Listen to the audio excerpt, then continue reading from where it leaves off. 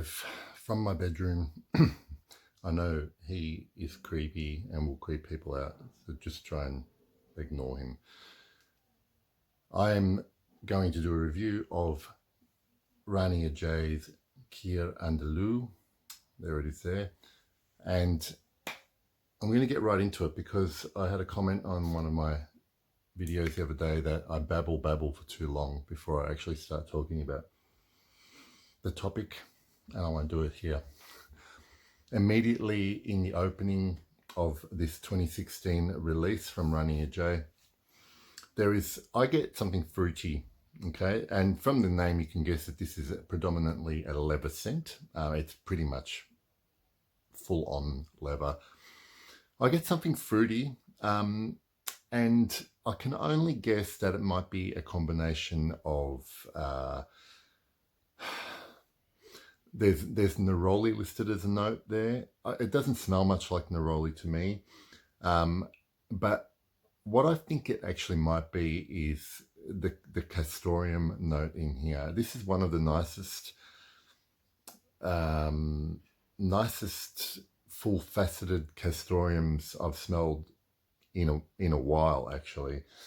And it starts off a little bit fruity, and then what happens is it starts to get quite animalic and starts to blend in with the leather accord. In fact, I think this leather accord is probably made up pretty much of castoreum, and there is a tarriness there, like as in birch tar. So there's almost closer to a Russian style leather than what would be suggested here. Well, I mean, I don't actually really know what a Spanish style leather is.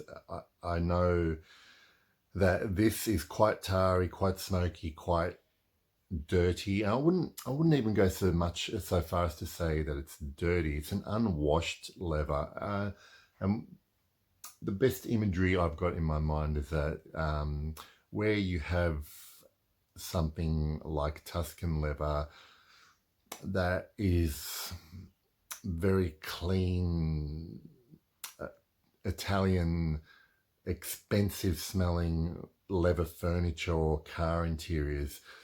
Cuir Andalou is more like the chaps that are being worn by Clint Eastwood in one of his spaghetti westerns. It's real cowboy leather who's been riding a horse for days, not showering much. But it is addictive.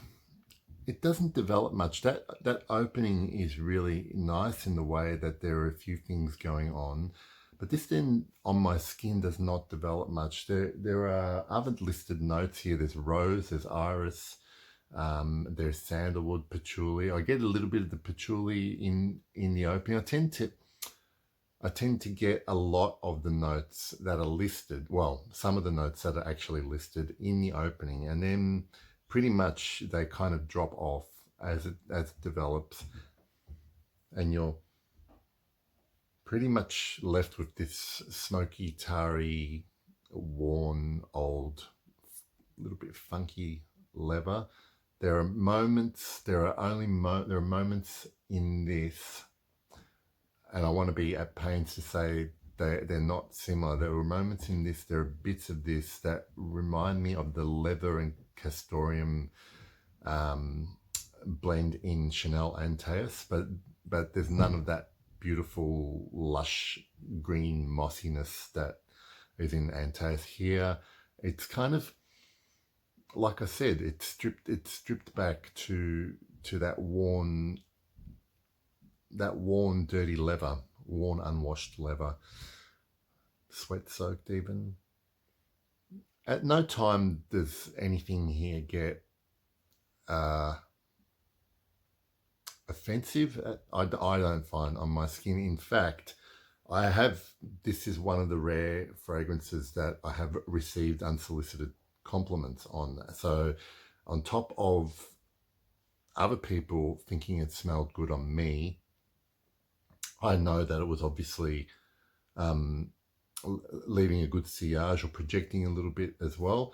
Performance is excellent. I get about 8 hours that I can clearly smell on my skin with this one. I don't. I've got the two Rania J's. I've got Ambre Loup and this one, Cuir Andalou. As this is one of my favorite levers, okay, and I don't think it's as complex as Ambre Loup as a fragrance, a standalone fragrance. But in terms of levers, I really like this one. And, this is kind of the one that's up there for that slightly funky, worn, dusty, smoky leather. And it's like to give it some contrast. I've recently reviewed Leather Oud from Floris, London, and that is, even though that has an oud note, this has got an oud note in here as well, but I think it's just kind of in the background and blended in with the tar and the castoreum.